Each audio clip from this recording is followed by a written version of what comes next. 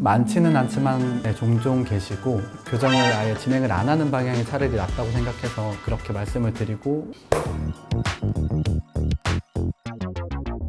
안녕하세요. 저는 서울 쿤스트치과에 재직 중인 교정과 의사 김부성이라고 합니다. 교정이라는 게 어떤 교정인지 한번 간단하게 설명 부탁드립니다. 결국에는 교정치료의 가장 큰 목적은 삐뚤삐뚤한 치아가 있으면 그걸 펴준다는 게 기본 개념이 될 텐데, 삐뚤삐뚤한 치아를 펴기 위해서는 그만큼의 공간이 필요하거든요. 그래서 그 공간을 어떻게 확보할지가 계획을 수립하는 과정에서 가장 큰 쟁점이 되고, 그 중에 가장 예측성 있게 많은 공간을 얻을 수 있는 게 발치라는 건데요. 보통 작은 어금니를 뽑아서 그 공간을 확보를 하게 되는데, 그렇게 발치를 동반하는 교정을 발치 교정, 그리고 발치 없이 진행하는 교정을 비발치 교정이라고 부릅니다. 기본적으로 발치 교정과 비발치 교정을 그냥 딱 놓고 이를 뽑을래 말래라고 물어보면 당연히 이 뽑는 거에 대한 거부감이 드실 수밖에 없다고 생각은 하고, 그래서 그런 말씀을 해주시는 분들이 계시거든요. 가급적이면 발치는 피하고 싶다, 발치는 절대 안 하고 싶고 무조건 비발치로 하고 싶다라고까지 말씀을 하신 분이 계신데, 비발치로도 계획이 가능한 경우라고 하면 그렇게 계획을 세워볼 수 있는데, 발치가 불가피한 경우도 있을 수 있거든요. 그런 경우에는 충분히 설명드리고 발치 교정을 권유를 드리게 되죠. 결국에는 저희가 기준으로 삼는 게 교정적으로 얻고자 하는 목표가 어떤 거냐에 따라 다른데, 가지런하게 하는 거는 가장 중요한 교정의 목표가 될 거고, 거기에 더해서 교정 치료를 했을 때 얼굴의 외적인 부분의 변화를 원하시잖아요. 공간이 많이 나면 많이 날수록 입술을 더 집어넣을 수가 있거든요. 그러니까 지금 입술의 상태가 어떤지, 그리고 앞니 각도는 어떤지들을 종합적으로 검토를 해서 발치를 해서 충분한 공간을 얻어서 펴는 것도 펴주고 충분히 입술을 집어넣으면 좋겠다라고 판단이 되면은 그때는 발치 교정을 권유를 드리고요. 지금 입술이 더 들어가면은 너무 이상해질 것 같은 안모를 가지고 계신 분들도 계시거든요.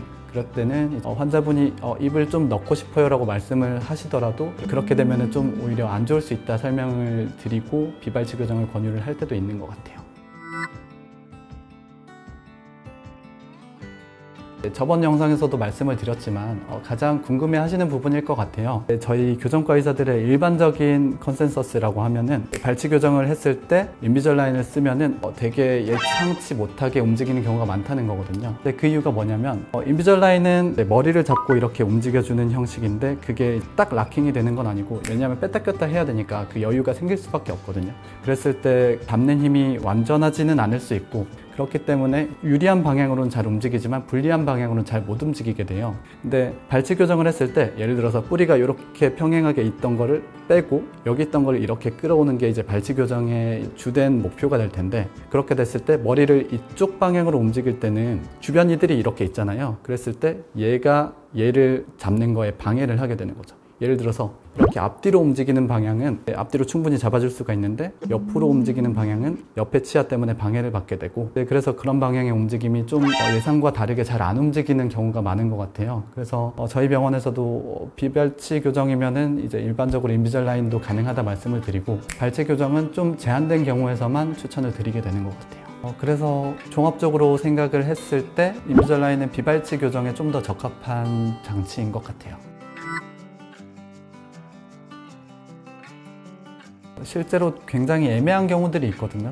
예를 들어서 브라켓으로 교정을 진행을 하다가 나중에 처음엔 비발치로 했다가 나중에 발치가 필요하다라고 하면은 자연스럽게 발치를 하고 입을 좀 더 집어넣는 방향으로 진행을 해볼 수 있는데, 인비절라인으로 진행을 했을 때는 그런 점들이 좀 제한이 걸리는 것 같아요. 시도는 해볼 수 있지만 필요한 경우에 브라켓을 붙여야 될 수도 있다 정도로 설명을 드리고 이행을 하는 편이에요. 많지는 않지만 종종 계시고, 그런 경우에는 그냥 교정을 아예 진행을 안 하는 방향이 차라리 낫다고 생각해서 그렇게 말씀을 드리고 진행을 안 하는 것 같아요. 무리하게 비발치 교정을 진행을 했을 때 나타날 수 있는 되게 여러 가지 단점들이 있거든요. 이가 뻗어지는 것부터 그건 당연하게 발생을 하는 거고, 거기에 또 연관돼서 잇몸이 내려간다거나 이가 약해진다거나 하는 부가적인 문제점들이 여러 가지가 발생을 할 수가 있어서, 결국에는 어떤 치료를 하건 간에 환자들이 더 좋은 삶을 살게 하기 위해서 치료를 하는 건데, 잘못된 길로 저희가 환자를 인도할 수는 없는 거잖아요. 그래서 차라리 그러면은 교정을 하지 마시라고까지 말씀을 드리게 되는 것 같아요. 오늘도 이제 교정에 대해서 여러 가지 이야기 나눠봤는데 도움이 되셨다면 좋을 것 같고, 혹시 또 궁금하신 점이 있다면 댓글로 남겨주시면 저희가 최대한 열심히 답변 달아드릴게요. 혹시 영상이 도움 되셨다면 좋아요, 구독, 알림 설정, 댓글까지 달아주시고 다음번에 또 봬요. 네.